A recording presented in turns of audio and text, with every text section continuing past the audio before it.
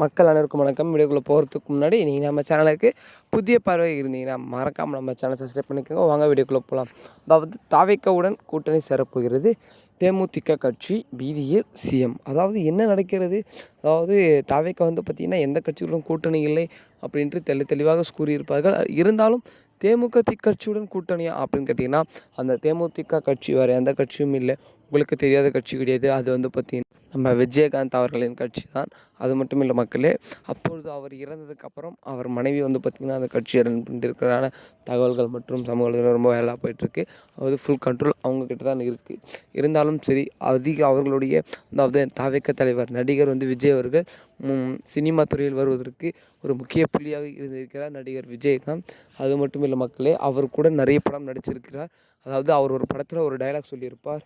என்னென்னு பார்த்தீங்கன்னா, எனக்கு அப்புறம் என் தம்பி தான் அப்படின்னு சொல்லிட்டு ஒரு படத்தில் டைலாக் சொல்லியிருப்பார். அது இப்பொழுது பார்த்திங்கன்னா ரொம்ப வைரலாக ட்ரெண்டாக பரவிட்டுருக்கு.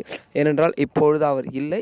இப்பொழுது அவருக்கு அடுத்தது அவர் தம்பி தான் என்றால் இப்பொழுது அரசியலில் மீண்டும் கலையிறங்கி விட்டார் தலைவர் விஜய்க்கு. அப்பொழுது என்றால் என்ன அர்த்தம்? எனதுக்கப்புறம் என் தம்பி என்றால் அவர் இருந்ததுக்கப்புறம் அரசியலில் வந்தால் இப்பொழுது மீண்டும் வருகிற 2026 சட்டமன்ற தேர்தலை வென்று ஆட்சியை பிடிப்பாரா பிடிக்க மாட்டாரா? அதாவது தேமுதிக கட்சியுடன் கூட்டணி சேர்ந்தால் ஒரு தாவேக்காக ஒரு ப்ளஸ் தான் சொல்லுவான்.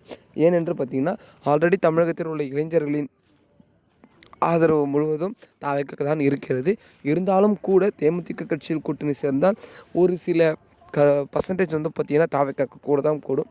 இப்போ ஏனென்றால் இப்பொழுது பார்த்திங்கன்னா 45% பார்த்திங்கன்னா தாவேக்கா வெற்றி பெறுவதற்கான கருத்து கணிப்பு உள்ளது. இப்போது தேமுதிகவுடன் இருந்தால் ஒரு 3% அதிகரித்து ஒரு 48ஆக உயரும் என எதிர்பார்க்கலாம். அப்படி தேமுதிகவுடன் கூட்டணி அதிகாரப்பூர்வமாக சேர்ந்தால் தாவேக்கா கட்சி ஜெயிப்பதற்கு தான் முழு ஈடுபாடு இருக்கிறது என்று கூறலாம். ஏனென்றால் தாவேக்கா கட்சி அப்போது மிக பலமாக கட்சியாக மாறிவிடுதும். என்னதான் பல அடிகள், பல சிக்கல்கள், பல இடையூறுகள் வந்தாலும் சரி, வருகிற 2026 சட்டமன்ற தேர்தலில் வெல்லப்போவது அவர்களாக தான் இருக்கும் என்று எந்த ஒரு ஆட்சேபனையான கேள்வியும் இல்லை. ஏனென்றால் முழு ஆதரவு தமிழகத்தின் முழு ஆதரவும் அவருக்கு தான் இருக்கிறது. பொறுத்திருந்து பார்க்கலாம் கூட்டணி அதிகாரப்பூர்வமாக சேர்கிறார்களா இல்லையா என்று.